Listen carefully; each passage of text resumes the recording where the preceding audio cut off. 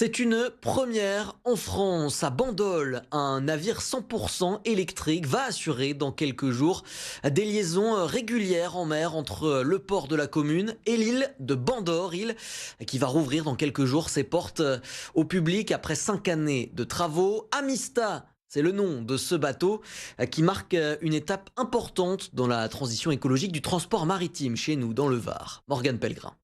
Sur le quai, l'ambiance est à la fois festive et symbolique. Sous les regards des élus et des bandolets, Amista s'apprête à rentrer dans l'histoire. Ce navire nouvelle génération est le premier en France à assurer des liaisons régulières en mer, entièrement propulsées à l'électricité.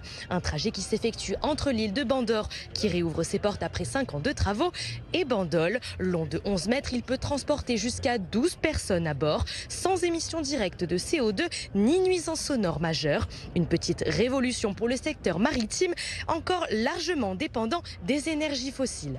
Notre pays, malheureusement, est dépendant vis-à-vis d'autres pays, vis-à-vis de certains hydrocarbures, et il faut qu'on en sorte. Ce projet, qui est maintenant une réalisation de l'Amistad, montre la voie à ce que le transport maritime devra faire, et notamment au niveau des côtiers. Mais il faut le faire plus largement, de port à côte, et aujourd'hui c'est le premier exemple d'une décarbonation sur un trajet aussi important.